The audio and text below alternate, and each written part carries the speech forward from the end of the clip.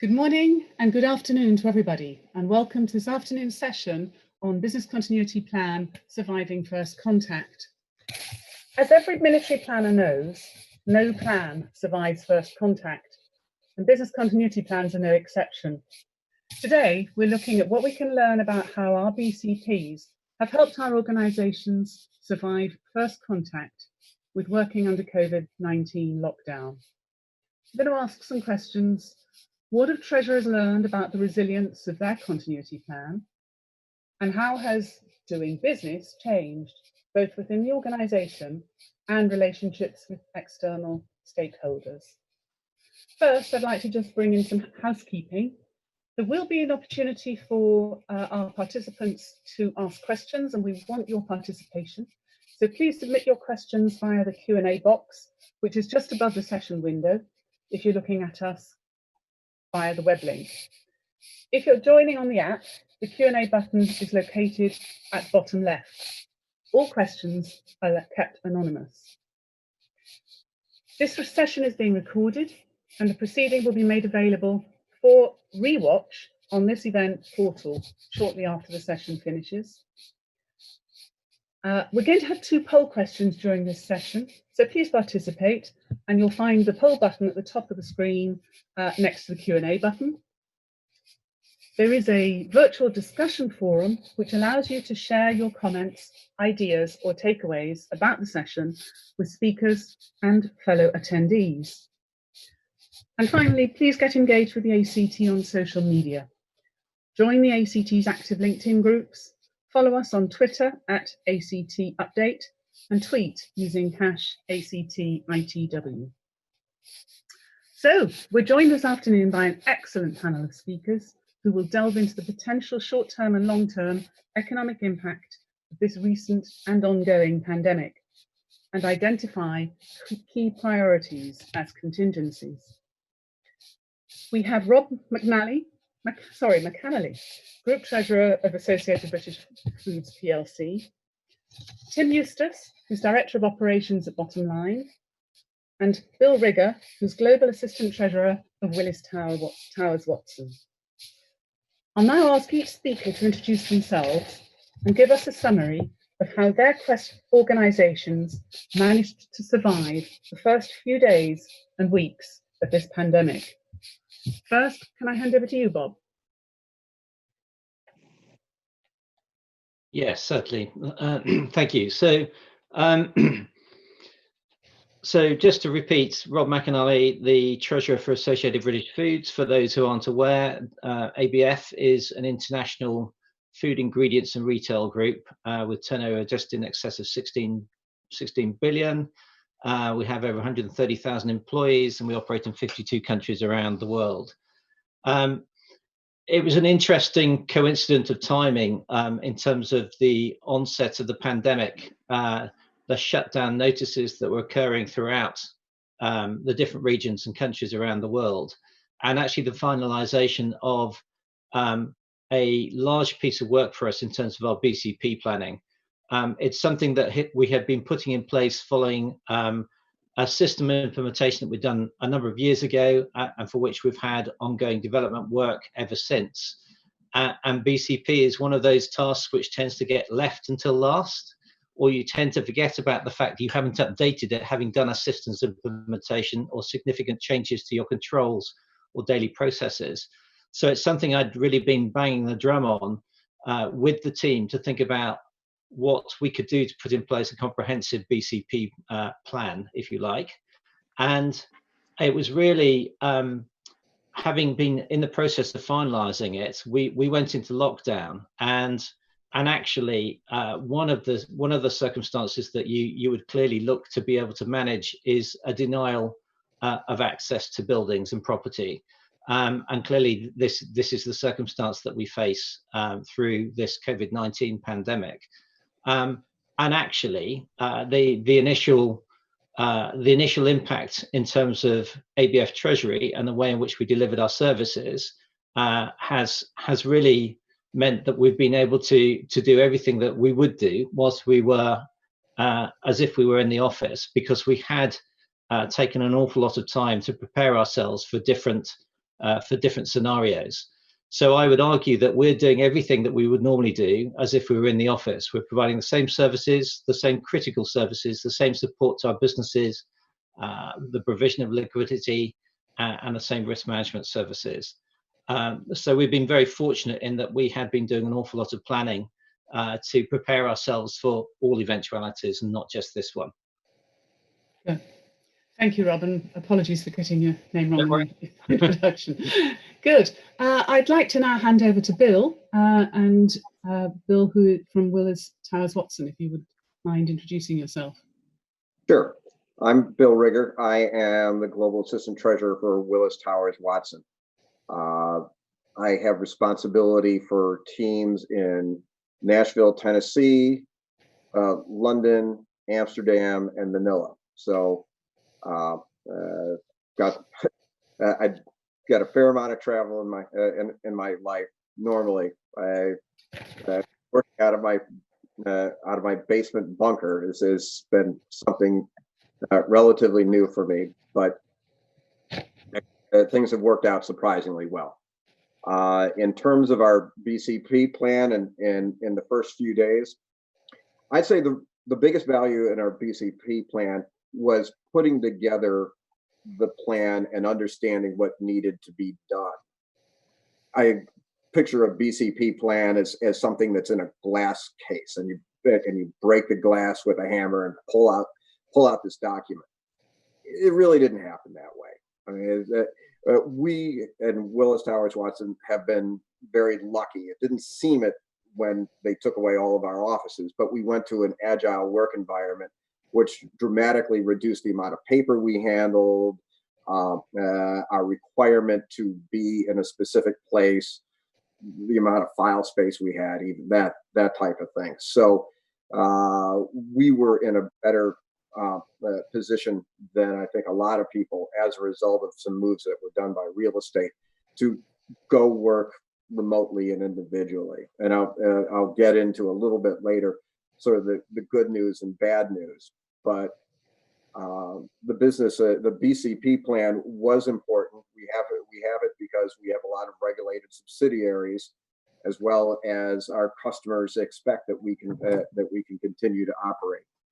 But from a treasury standpoint, everybody knew what needed to be done. We had good communications, but we had primarily been planning for the idea that you lose one site. For instance, our trading in Amsterdam, we were all ready to bring that back up in London.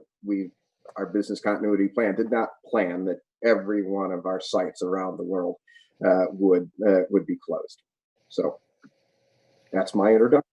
Yeah, some very interesting perspectives there, particularly from the international perspective of international treasury. So another international treasury function, I'd like to hand over and ask Tim Eustace from Bottomline to introduce himself. Hello, everybody. I'm Tim Eustace. I look after operations at Bottomline. We help companies pay and get paid. We have global operations, and I think the first time we got into the whole crisis was probably a little earlier than some people, in that it affected us, first of all, in our Singapore office, where we provide services to the Asia Pac region. And they started reporting issues surrounding this crisis in mid-January, and we looked at supporting that office remotely and providing the services from our London office, which we were able to do. Shortly after that, we moved to a kind of split shift system in Singapore, where half of the team worked from home, half the team worked in the office, and things then moved very, very quickly, as for everybody. And globally, we were soon in a situation where we wanted to test our ability globally to work from home and execute our BCP plans around March the 12th, which went really, really successfully. I think from memory, that was a Wednesday or a Thursday. And we decided the following week to ask everybody to remain working from home. And I think from our perspective, our ability to provide services and support our customers has not been impacted at all. It's been very, very seamless. And the kind of gradual phase transition that we went through helped us to kind of move to this new norm of working very, very quickly and very easily. Good. Thank you, Tim. That was a very useful introduction. What I'd like to do now is to just introduce our first poll. We're going to ask a couple of poll questions. So if I can ask the participants to go to the polling section above the website, and I'm going to ask the question: how useful was your BCP in keeping your Treasury team fully operational in the first few days of lockdown? So can you all please now go to the polling section and give us your answers, and hopefully I will be able to then find out as the live amounts come through to be able to see how that turns out. Because for many of us, BCP is something that, as Tim so rightly said, it tends to be a great big document that, yes, you've all got to do, and it gets stuck into a huge file somewhere and nobody's really quite sure where it is or whatever. So interesting to know how everybody else has found out. So the poll's coming through, it's shifting quite quickly now. We're getting quite a good level of response coming through. And it looks as if the answers, I'm glad to say that nobody has answered less than 50%. So your BCP was more than 50. Oh, somebody's just come in. They just wanted to make sure we had one person who said their BCP was less than 50%. But for the majority, and we're looking at 58%, are saying that their BCP covered 80 to 95% of what they were looking at. That percentage has just gone down a little bit, but it's still over 50%. We've got quite a large percentage, 18% say that their BCP was over 95% effective, and I think that's really excellent for something in such an unusual situation. And another equivalent of about 18% said that their BCP was 50 to 80% effective. So thank you all for responding on that. And we'll see how we feel by the end of this session. So I'd like to just start by asking, and I'm going to start with Rob, what are the most challenging aspects of putting in place a comprehensive BCP from your perspective? Oh, sure. Thank you. So I think from my perspective, there's two really challenging aspects to it. I think people's understanding about BCP plans vary, and I think also the terminology can be quite confusing. So we talk about BCP plan, it's actually business continuity planning, where we talk about a BCP plan itself, but then we also talk about disaster recovery as well. And I think the terminology of BCP and DR are used interchangeably, but they are related, but nevertheless somewhat different.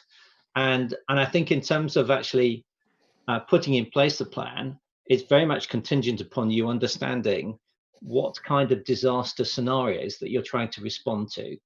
And I think the most challenging thing about a BCP process plan, whatever you want to call it, is trying to map out those different disaster scenarios and how you're going to respond to them. Because actually one of the most difficult aspects is actually how you respond and recover from a particular scenario.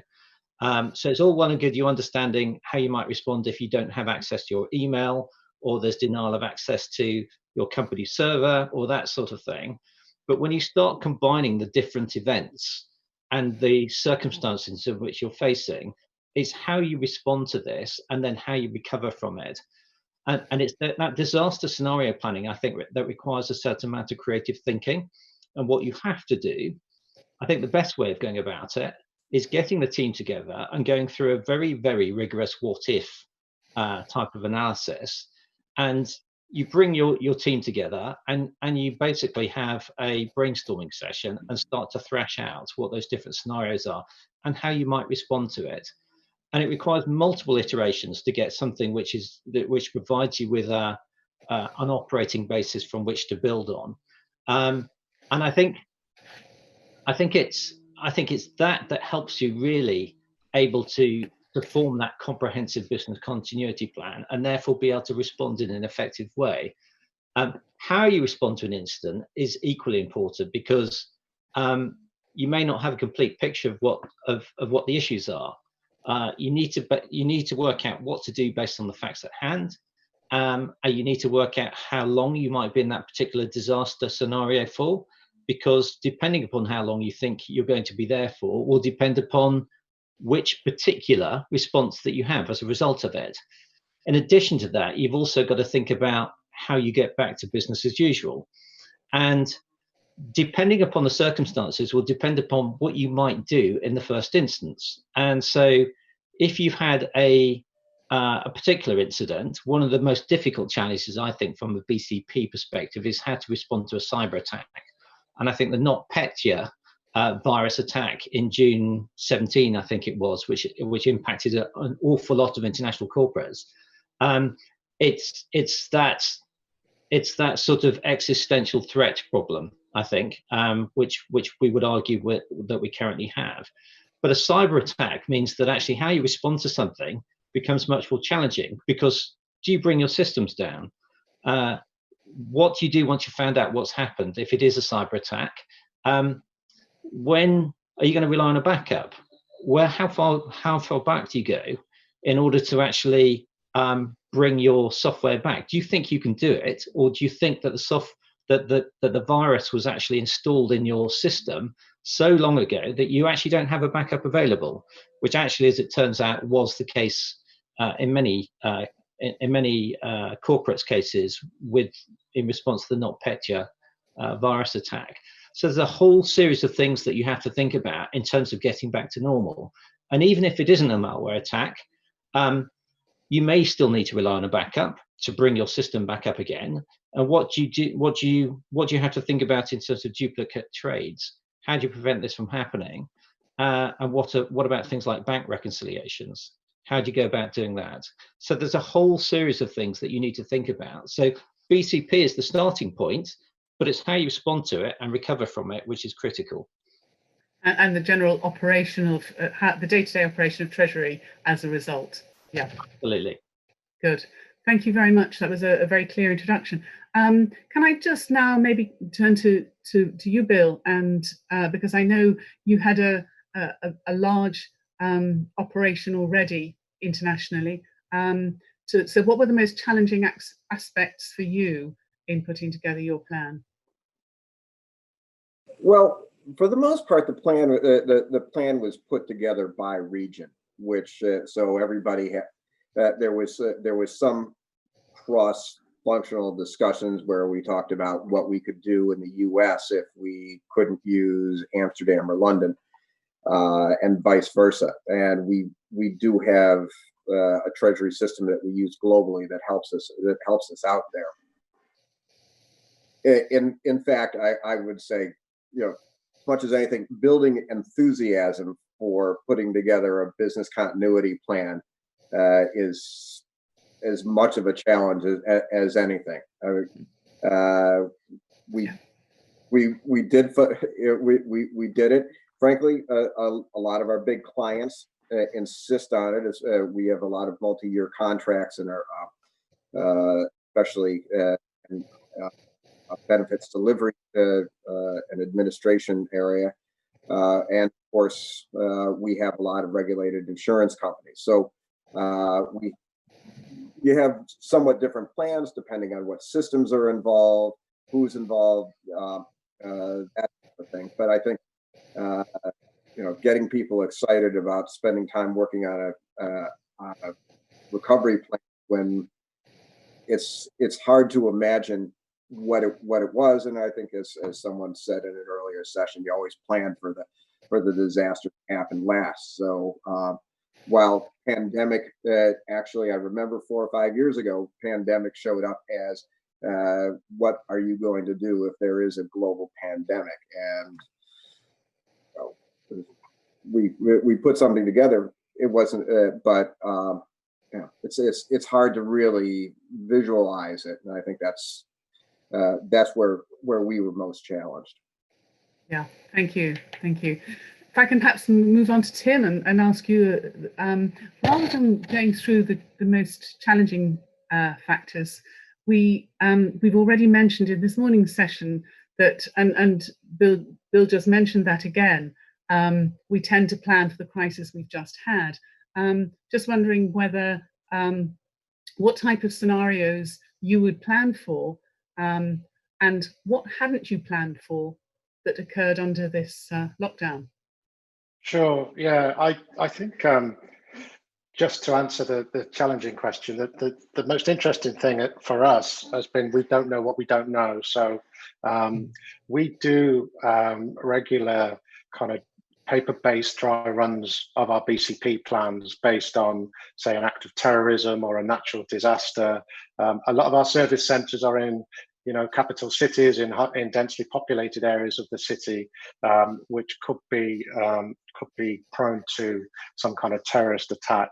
Of course, we consider pandemics as well. I think the difference with this one has been the duration and the way things have changed, over the last 7 weeks as we've gone through this exercise.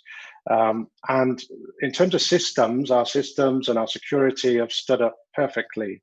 As I said before, we've had a kind of seamless transition into providing a 24/7 service globally without any impact. But it's the impact, the human impact really on the team in terms of keeping them motivated, in terms of covering for people that may not be available due to sickness or whatever reason.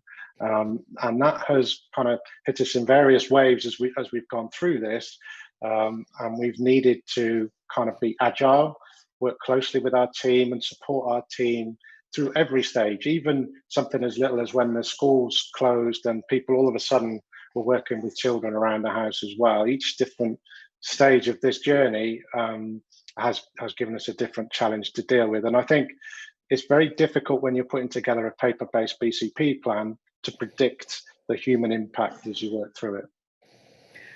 That's absolutely correct. I think most of us can agree that the surprising thing is the human impact of this one, particularly on our teams. So thank you very much for raising that. I'd like to perhaps take things on a slightly different tack, and I'm going to ask each of you if you could name up to 3 things that you would recommend to our participants in this conference. So we're looking at global treasury aspects. So up to 3 things that you'd recommend to people at this point in the current situation. And I'm going to start with you, maybe Bill, this time. Okay. Actually, let me answer this in a little bit of a roundabout way. One of the great things that has come out of this is our realization of our ability to continue to communicate remotely. We primarily use Skype and Microsoft Teams for our communication within the company. Our guys are communicating. We have a morning meeting with each of the regional group, see how everybody's doing, kind of tee up the day.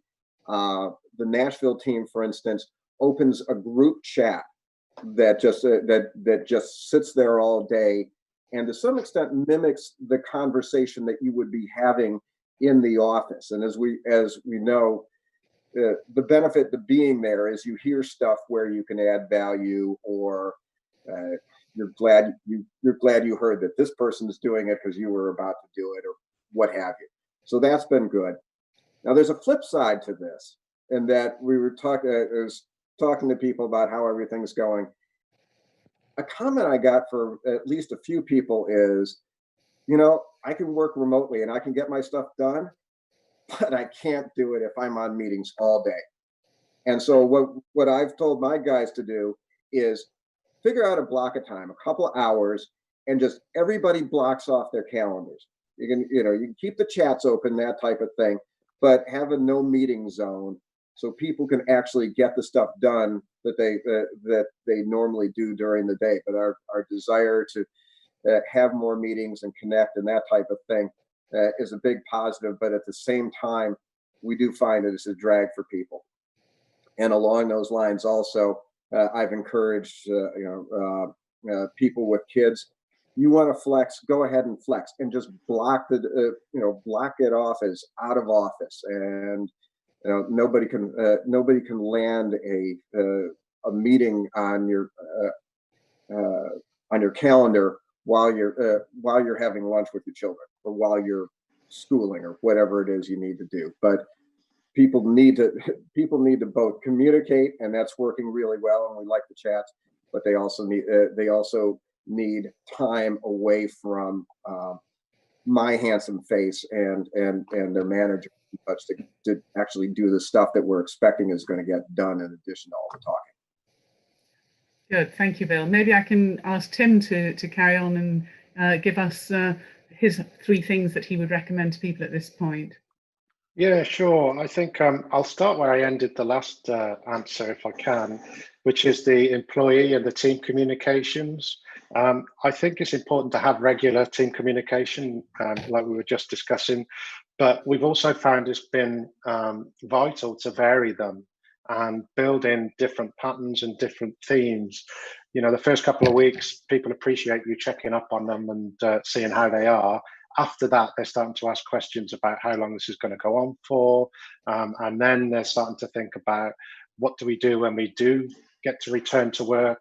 And we've been supporting our employees in terms of, motivational help. We've been working with some performance coaches to give them kind of more agility and better mental health, all that kind of thing, in different phases as we've gone through it. So I think regular and varied employee communications has been key to us and worked really, really well. The second thing I'd say is our customers. We did an outreach program to talk to our customers, as many of our customers as we can. And each of the senior team reached out to 10 customers a day for the first few weeks to just make sure they were okay, to check if they needed anything from us, and perhaps set up a regular communication with our customers as well. Because we provide a service off the back of networks like Swift as well, we've set up regular communications with those people as well, so that we're in tune and we're working together to support our customers. The third thing I'd say is to be alert to fraud. At this time, fraud is kind of a bigger threat than ever, and we've seen fake World Health Organization websites, CDC websites. We've seen increased denial of service attacks on organizations, and we've also seen phishing and spam attacks with COVID-19 targeted emails. So it's something that we've been very, very conscious of. We've been very keen to lock down our endpoint connectivity and made sure all of our team have good, clean working devices that can connect to our secure VPN, again, to protect our customers and to protect our business and the service we provide. Thank you. And now asking the more difficult question, because everybody else has been through and thought of the best things first. Hand over to you, Rob, for your three things that you would recommend to people at this point.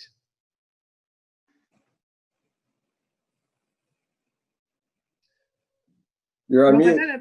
I don't know. I can't hear you. I don't know if everybody else can. Can you hear me? Yeah, that's better. Thank you. Wrong. I was on 2 forms of mute by the looks of it. Yeah, so whether I can get to 3 or not, because I think the others have touched upon a number of those already, but echoing Bill's comment around use of technology, face-to-face meetings, I think this has demonstrated more than ever the advantages of seeing people face to face when they're actually having meetings. It's all too easy, and I've done it in the past before lockdown, where I just hit a speed dial and I'm speaking to somebody on the conference line.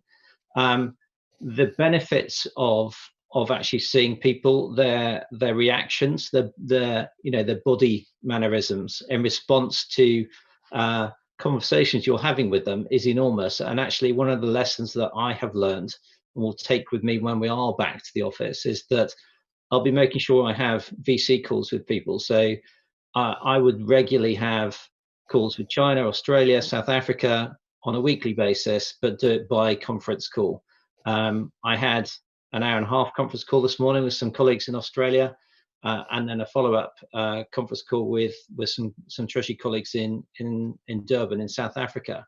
And it is so much better. So I think it's a lesson to be learned going forwards, that actually you don't need to necessarily travel there, but actually the benefits are, I would say, incalculable in that respect. I think also, you know, in relation to sort of flexibility, and again, Bill touched upon this, we've learned a way of working which means that actually you're in the office between certain hours, and that actually lunchtime comes at a certain time of the day. But in reality, if you can be a little bit more flexible, you are setting aside time, and bearing in mind that actually there are mental pressures that come from working from home and not having the same sort of diversions that one tends to have when you're at work, where you have coffee conversations, corridor conversations, idle chit chats that actually spark things for you to go away and think about. It's also quite useful that for those that are able to get out and do a bit of exercise, if you've got a 30-minute break and you need a bit of a pressure release valve, go out for a run. Because you know, whether it's 10 o'clock in the morning or whether it's 2:30 in the afternoon, it makes a hell of a difference to one's mental well-being if you can do that. And certainly, occasionally when I have been able to, I've done that. And then I think it's that mental well-being bit. It's about not overburdening your colleagues with making sure that they're all right, but trying to set up things so, whether it's a quiz that you might have on a Friday afternoon with a glass of something, just do something fun together that actually typically you're not getting that from working in isolation and at home. And I think there are enormous benefits to it. But you've got to do it. You've got to do it in a measured way as well, because I think doing it too much can mean that people get bored of it. Yeah. But you raised a very valuable point there, Rob, thank you, which is very much about people's mental well-being. And I know that that's something that is a recurring theme that a lot of people we've been speaking to throughout the last couple of days have brought up. And I was just wondering if each of you could say something about how does your organisation appreciate the additional stress that's caused by remote working? And if so, how have they managed to help alleviate that? So just to change things around, I'm going to start with Tim this time. Thank you. Yes, absolutely. It's, as I mentioned in my previous answers, it's been top of our mind, really, our employee well-being, particularly their mental health. And I like what Bill was saying about, you know, some of these other activities that you would do, that you would probably do in the office as normal, person to person, but translating those to a virtual format. I think we've been very conscious of supporting our team and having a full calendar of events that people can choose to join if they want, and socialize, as some of the guys said, through quizzes and virtual events. But also, I think, like somebody mentioned just now, it's important to have some time to do the job, because I think what this has done is it's meant a lot more screen time for everybody than is normal. And it's really interesting to realize that commute or that travel time that we all used to hate doing was actually a break from that screen time, which people need. So I think, like you said, Rob, it's very important to just get out for a walk or a run and have that break, just to kind of reboost your mental strength. Thank you, Tim. That was very useful. And Bill, you've already mentioned a few things, but I think that specifically in relation to the stress caused by remote working, for those who are not used to it and who actually really appreciate the social benefits of going into the office and spending time with colleagues. Well, we try to do a few things. At least one of the teams has a cocktail hour on Friday afternoon, and I joined one recently. Unfortunately for me, it was only noontime, so I didn't get a cocktail. But most of them did, and you know, everybody had a silly hat or that type of thing. So we do a little bit of that. We our management team has pointed out things like, you know, be cognizant of the people who live alone. Those of us who have families, it can be a double-edged sword if your children are home, have more social contact. But if you're really locked up in your apartment as a single person, some more human contact and just non-business conversation, that type of thing. You want to make sure you're supporting those people. And as we mentioned, people with children. I have one person who works out great for me because she's in Europe, and she's like, the morning is the kid, and so then she's perfectly happy working basically New York hours. I find that I have to make sure that I'm not impinging on them when I'm trying to set up meetings as well. So that's another thing that we think about. But you know, it's not easy because everybody has their own special situation. We've had one person who's had the virus. She recovered well, but thankfully nothing worse than that. We've really been pretty lucky. But obviously, helping out and supporting someone who's actually ill is a challenge, and thankfully, at least at Willis Towers Watson, we haven't had to deal with that very much. Good, thank you. And Rob, passing to you, if there is anything that you raised this subject initially, if there is anything extra you wanted to add.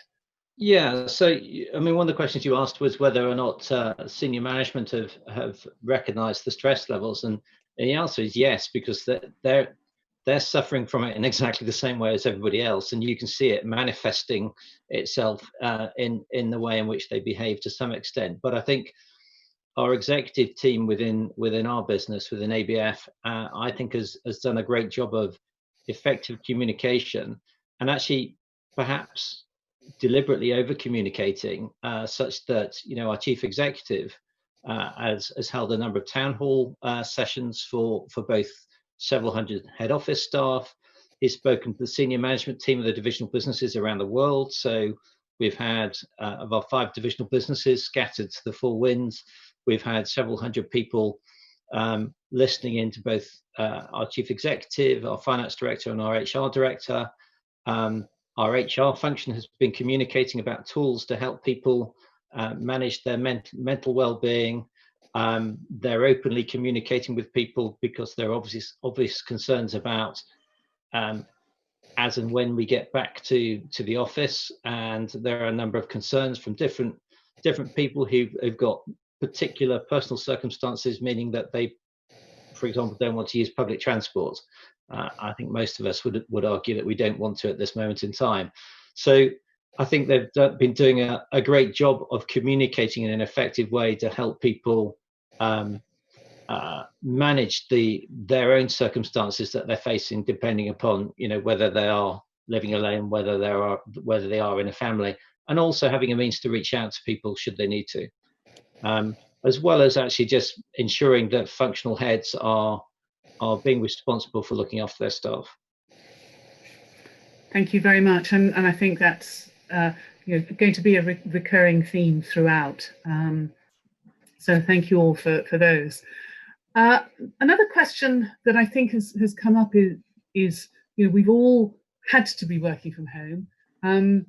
Just wondering whether your organisation has given you appropriate tools to work remotely, whether you found any members of your team who found this quite difficult and challenging, and if so, what would you change? I know one of my clients they were just in the process of putting in place remote working for all their treasury systems, and they were actually in the process of doing their first level of testing when they actually had to just go straight into live.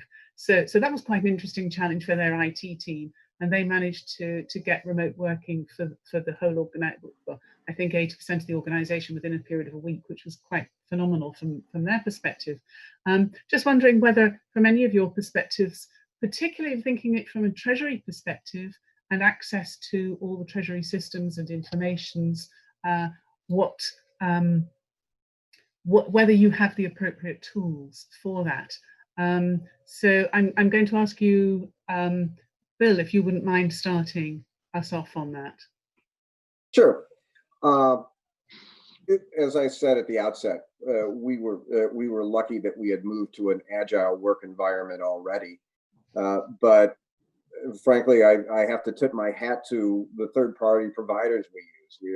I have Bloomberg Anywhere sitting right next to me here.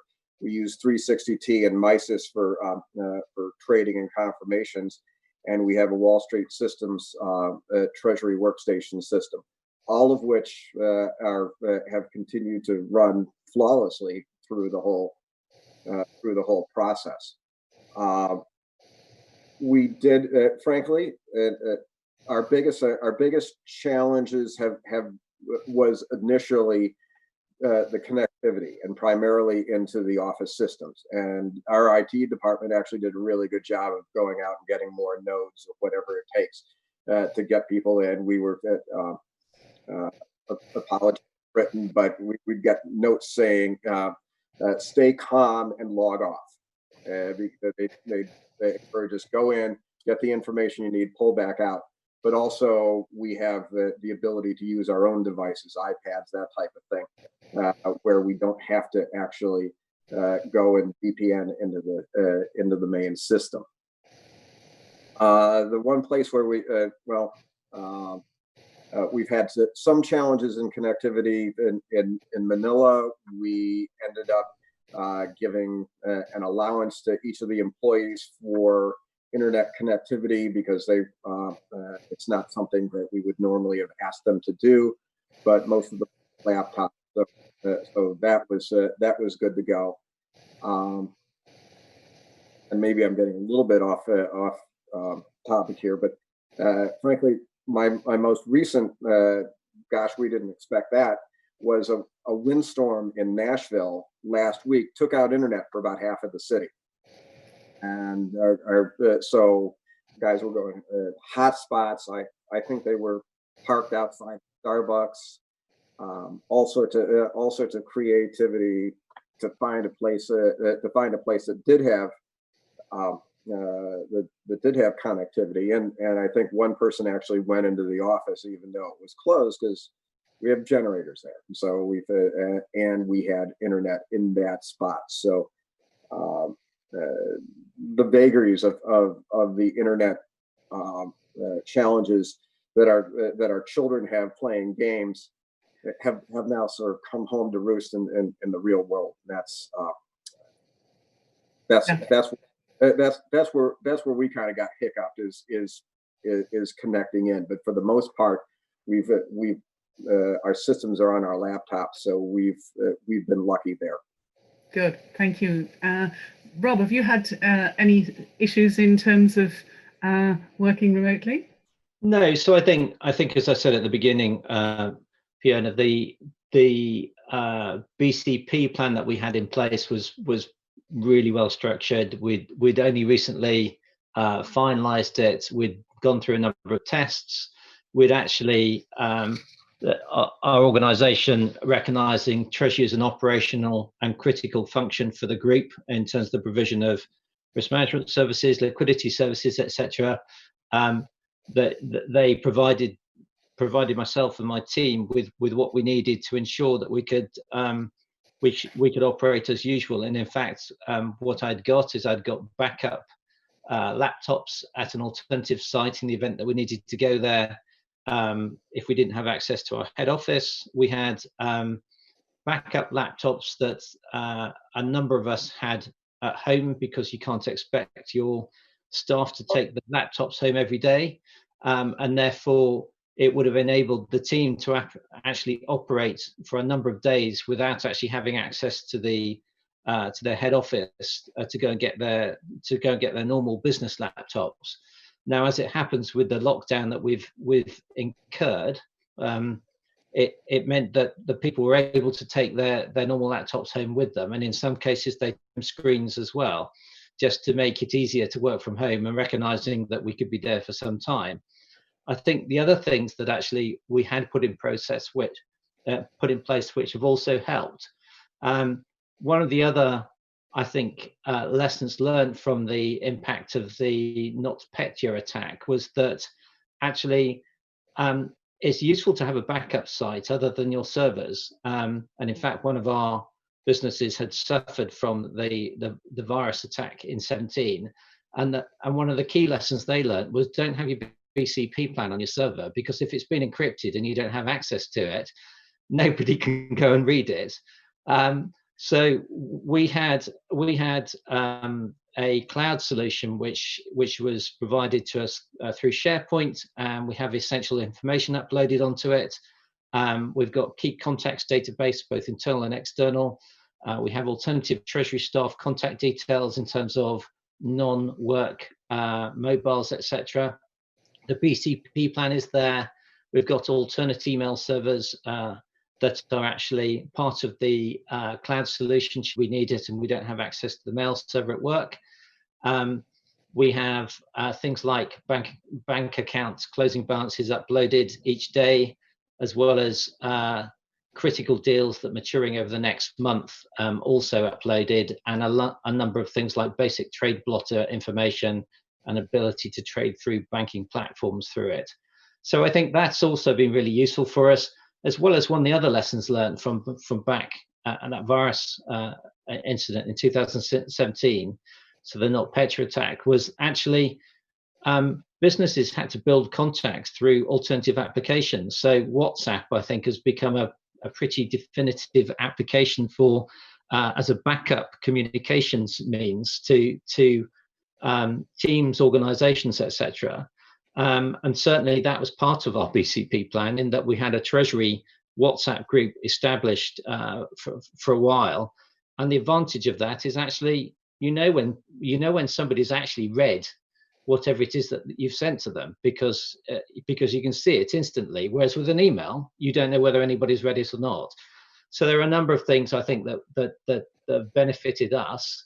But in terms of systems and access to our Treasury platform, which we host ourselves on our own servers, and gaining access to that both remotely from a head office perspective as well as the divisional businesses, it has worked seamlessly so far, and touch wood. Well, thank you very much, Rob, and interesting and good to see that how successful a good BCP has been in allowing you to make sure that all your systems are in place. I'm sure there must be some element, and one of the questions, in fact, that we've already had through is, what is the most surprising BCP element that failed? But I just wanted to ask Tim, is there anything that you have found from a technology perspective, or anything on your BCP that failed that you might want to share? Yeah, we had a small logistical challenge in our Swiss office in Geneva at the start of this crisis. In that, a lot of the people that work in that office actually live in France.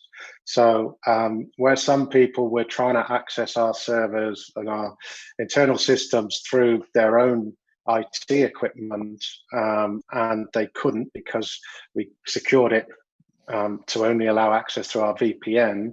When the French border closed down, it did give us a logistical challenge, because obviously all of our equipment was in Switzerland and not in France. So we had to work through that, but that was the only minor thing I think that we had to work through. I think interesting looking at it from through a different lens in terms of our customers.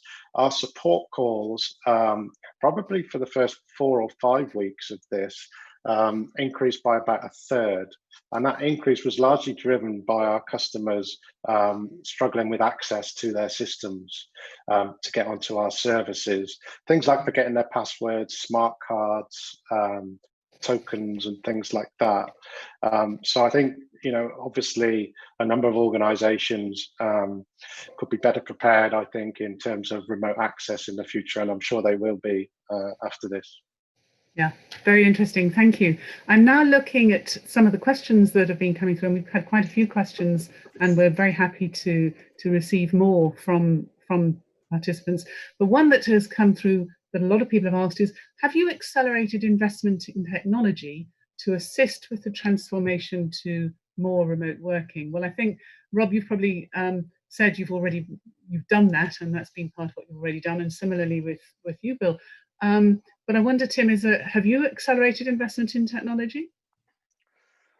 We're continuing investing in technology. It's one of our key kind of growth drivers. I think the most interesting thing for us is that we've seen this will accelerate the removal of paper from offices. A number of our customers print out reports from our various services. And obviously, they can't do that at the moment. So we've spent a lot of time digitalizing those reports and emailing them to them as a PDF attachment, for example. The other thing that we can no longer do in this kind of working environment is kind of wet signatures for change control, for example. So we've had to automate all that with automatic signing tools. So I think, this will give paper, hopefully, the final push out of the way and move us all to a true digital age. And aren't we all looking forward to the paperless office? So yeah, although I have to say I like my books, and I can see, Bill, you've got quite a few behind you too. So hopefully that doesn't mean that we can't have books as well. One other question, the most popular question that we've been asked so far is, what is the most surprising BCP element that failed? Well, I think you've just answered that one, Tim. Thank you. But another one is, and we'll be coming on to this, but what would you do differently for your BCP planning next time? So maybe if I can ask, Rob, ask you to start with this one. Is there anything extra that you would do differently? No, that's probably a quick answer from me, because I've obviously articulated, the quite lengthy process we've been through to get our BCP plan to the position it's at now. And I think it's proved to be very successful, although I would argue that home working is probably the easiest of the disaster scenarios that we've mapped out, and therefore easier to respond to. I think, Tim, you touched on it, which is the reliance on bits of paper. So if there's one thing that actually I would have loved not to have had is manual invoices coming in. So somebody has had to go into the head office, our office manager, to ensure that post is opened and actually scanned and forwarded, so that we still pick up those odd invoices that still get sent manually. And again, Tim, to the point that you made, which is around wet signatures, we need to be able to get away from wet signatures, because I'm used to board papers taking weeks in some instances from being sent around the world to different people in order to get those signed before we can actually get them back again. We have to move away from that. So if there's one thing that I would love to see, it's getting away from wet signatures. Yeah, I think we'd all agree with that one. Bill, maybe I can ask you to touch base on that one. The question was, what would you do differently? Okay, so as we discussed, we won't know what the genus of the next problem is. My guess is it's going to be the killer wasps, but I can't be sure. But in any case, I think going back to the paper theme, the one thing that we did not see coming at all is that apparently we still get some checks from our customers that get sent to the office instead of a lockbox, and you should never waste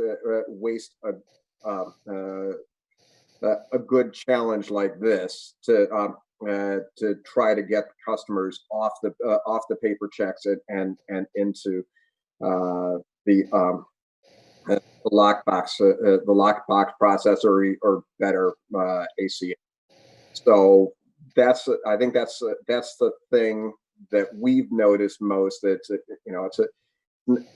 not major, but it does affect your cash flow, and because we got nobody in there opening envelopes and scanning checks and that type of thing. So that's the thing that comes most obviously to mind. Good, thank you. In the last 5 minutes, I would just like to ask another poll and hopefully bring up the next poll for our audience and participants. The question is, based on your experience over the last 7 weeks, how much of your BCP will you be changing? So if you could all go on to the polling section, which is at the top of the screen next to Q&A. Based on your experience over the last 7 weeks, how much of your BCP will you be changing? I think we've got from our participants some very useful BCPs that they've actually already had in place, but I'm just wait for some of those answers to come through.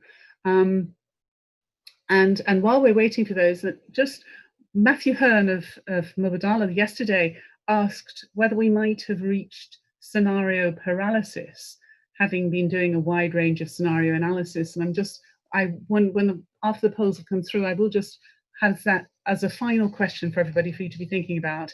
Is there a risk in extending the BCP to cover all likely eventualities, that the BCP will get so big when you look at all the eventualities, a bit like scenario analysis? Will we have BCP paralysis rather than scenario paralysis? So the results are just beginning to come through.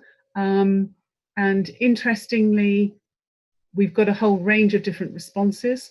So an interesting, more than 25% are saying they would change less than 5% of their BCP.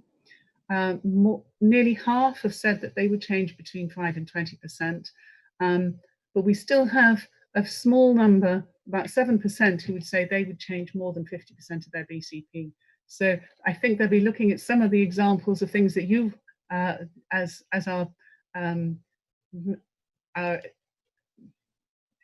a result probably of this last few weeks, but also from this session, that they may have come up with a good few ideas and suggestions from you all. Thank you. So on this last question, I'll just quickly turn to Tim. We've got a couple of minutes. Is there a risk of that the BCP will be extended to cover all likely eventualities, that might come up with a BCP paralysis? Tim. I think that is a risk. I think it's important, though, to focus on the likely events, and we know they're natural disasters, pandemics, terrorist attacks. And I think what I've learned is that we need to stress test each one of those and think about the long-term event and the long-term impact of those events. Thank you. Bill, one last suggestion? Well, I think I really think we have to take more of a holistic approach to it and not say, okay, well, you've got a set of scenarios, but since you don't know what it's going to be, you got to think generally, okay, well, what am I going to do? What if my Amsterdam people have like a Y2K event and they've got no connectivity? Where do we go from here? And challenge people to just think about things, because I think 90% of it's all going to go down the same highway, right? You can't get to your systems, you can't get to your people, what have you. There's a limited number. There's a lot of ways that it can happen, but there's only so many problems. But if you've got a way to deal with it, I think that.